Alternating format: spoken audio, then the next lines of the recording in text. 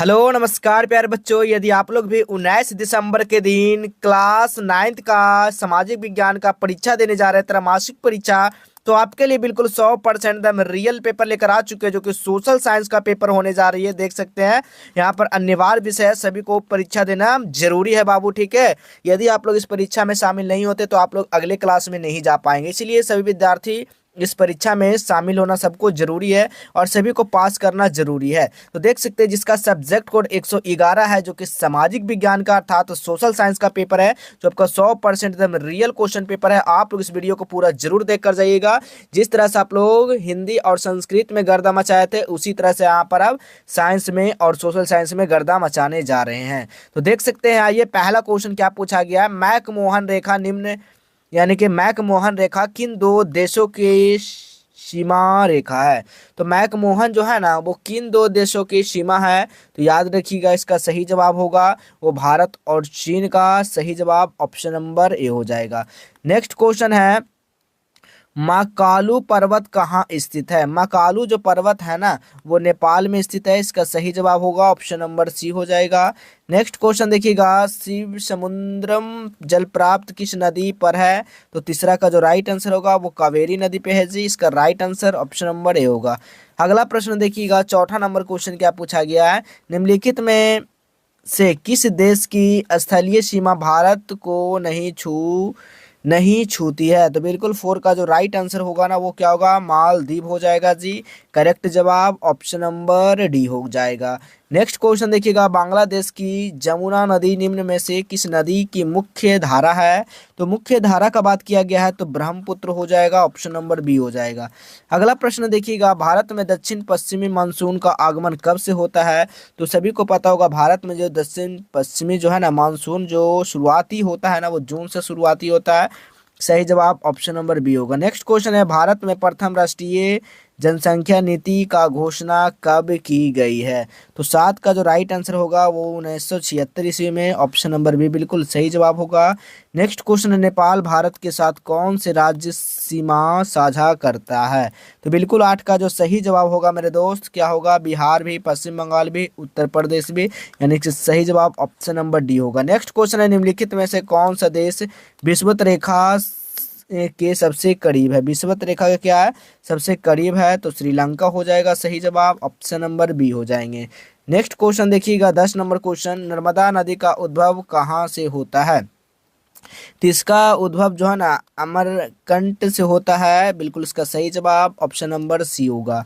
Next question है, भारत में पहली बार जनगणना कब की गई थी। तो भारत में जो है ना पहली बार का बात किया गया है तो 1872 ईस्वी में जनगणना की गई। सही जवाब ऑप्शन नंबर बी होगा। नेक्स्ट क्वेश्चन है, जनसंख्या परिवर्तन का निम्न में से क्या कारण है। जनसंख्या में परिवर्तन का निम्न में से कौन सा कारण है। तो जन्म दर भी है, प्रवास भी है, मृत्यु दर, यानी कि सभी हो जाएगा। ऑप्शन नंबर डी हो जाएगा। नेक्स्ट क्वेश्चन देखिएगा, निम्नलिखित में से किस राज्य से होकर कर्क रेखा गुजरती है। यानी कि कर्क रेखा से गुजरती है। इसका सही जो जवाब होगा 13 का, वो राइट आंसर हो जाएगा ना, वो त्रिपुरा हो जाएगा। इसका सही जवाब ऑप्शन नंबर सी होगा। अगला क्वेश्चन देखिएगा, 14 नंबर क्वेश्चन, राजस्थान के मरुस्थलीय भाग से होकर बहने वाली नदी कौन है। तो बिल्कुल यहाँ पर 14 का जो राइट आंसर होगा ना, वो क्या होगा, लूनी हो जाएगा। करेक्ट जवाब ऑप्शन नंबर डी होगा। नेक्स्ट क्वेश्चन देखिएगा, 15 नंबर क्वेश्चन क्या पूछा गया है। नीलगिरी संरक्षित जैव मंडल कहाँ स्थित है। तो इसका जैव मंडल का बात किया गया है तो इसका करेक्ट जो जवाब होगा तमिलनाडु में हो जाएगा। ऑप्शन नंबर ए बिल्कुल सही जवाब होगा। नेक्स्ट क्वेश्चन है, दो नदियों के बीच की भूमि को क्या कहते हैं। तो 16 का जो राइट आंसर होगा ना, वो क्या होगा, दो आब हो जाएगा। ऑप्शन नंबर यहाँ पर सी बिल्कुल सही जवाब होगा। नेक्स्ट क्वेश्चन है, भूटान के लगभग कितने प्रतिशत क्षेत्र पर वनों का विस्तार है। तो भूटान का बात किया गया है तो यहाँ पर 70% हो जाएगा। ऑप्शन नंबर डी बिल्कुल सही जवाब होगा। नेक्स्ट क्वेश्चन देखिएगा, किस देश को पूर्व का मोती कहते हैं। पूर्व का मोती किसको कहेंगे। तो श्रीलंका को कहेंगे जी। ऑप्शन नंबर यहाँ पर सी बिल्कुल सही जवाब होगा। नेक्स्ट क्वेश्चन है, गुजरात के भुजा में भयंकर तूफान भूकंप कब आया था। भूकंप का बात किया गया है तो इसका सही जो जवाब हो जाएगा वो 2001 ईस्वी हो जाएगा। ऑप्शन नंबर यहाँ पर ए बिल्कुल सही जवाब होगा। नेक्स्ट क्वेश्चन देखिएगा, 20 नंबर क्वेश्चन, निम्नलिखित में से क्या मानव जनित आपदा है। यानी कि मानव के द्वारा ये हो सकता है? तो भूकंप क्या मानव के द्वारा हो सकता है? बिल्कुल नहीं। बाढ़ हो सकता है? बिल्कुल नहीं। भूस्खलन हो सकता है? बिल्कुल नहीं। तो क्या होगा? नाभिकीय आपदा होगा। ठीक है, ऑप्शन नंबर यहाँ पर सी होगा। नेक्स्ट क्वेश्चन है, परमाणु बम का सर्वप्रथम प्रयोग कहाँ किया गया था? तो परमाणु बम का जो है ना सर्वप्रथम यानी सबसे पहले का बात किया गया है, तो कहाँ हुआ था? तो हिरोशिमा पे हुआ था। ऑप्शन नंबर ए बिल्कुल सही जवाब होगा। नेक्स्ट क्वेश्चन है, भारत का पहला परमाणु ऊर्जा उत्पादन केंद्र कहाँ स्थापित किया गया था? तो सभी को पता होना चाहिए। इसका जो सही जवाब हो जाएगा वो क्या होगा? तारापुर में। ऑप्शन नंबर बी बिल्कुल सही जवाब होगा। नेक्स्ट क्वेश्चन है 23 नंबर क्वेश्चन, राष्ट्रीय आपदा प्रबंधन अधिकरण का मुख्यालय कहाँ है? तो 23 का जो सही जो जवाब होगा ना वो क्या होगा? नई दिल्ली हो जाएगा। ऑप्शन नंबर ए बिल्कुल सही जवाब होगा। पैदल चलते समय सड़क पर किस ओर चलना आदर्श है? तो बिल्कुल 24 का जो राइट आंसर होगा वो क्या होगा? बाईं तरफ हो जाएगा। करेक्ट जवाब ऑप्शन नंबर सी होगा। नेक्स्ट क्वेश्चन देखिएगा 25 नंबर क्वेश्चन, किस नदी को वृद्ध गंगा के नाम से जाना जाता है? तो 25 का जो राइट आंसर होगा वो क्या होगा? गोदावरी हो जाएगा। करेक्ट जवाब ऑप्शन नंबर डी होगा। नेक्स्ट क्वेश्चन है, विश्व का पहला लिखित संविधान कहाँ लागू हुआ था? तो 26 का जो राइट आंसर होगा ना वो क्या होगा? संयुक्त राष्ट्र अमेरिका। करेक्ट जवाब ऑप्शन नंबर डी होगा।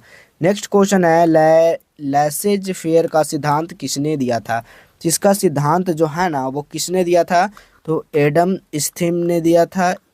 स्मिथ, ठीक है, तो ऑप्शन नंबर यहाँ पर बी होगा। नेक्स्ट क्वेश्चन है 28 नंबर क्वेश्चन, धर्मनिरपेक्ष राज्य की स्थापना सर्वप्रथम किस देश में हुई है? तो बिल्कुल 28 का जो राइट आंसर होगा वो संयुक्त राष्ट्र अमेरिका में। ऑप्शन नंबर ए बिल्कुल सही जवाब होगा। नेक्स्ट क्वेश्चन है 29 नंबर, मैं ही राज हूँ कथन किसका है? मैं ही राज हूँ, तो 29 का जो सही जवाब होगा वो लुई 14वीं। ऑप्शन नंबर यहाँ पर क्या होगा? बी बिल्कुल सही जवाब हो जाएगा।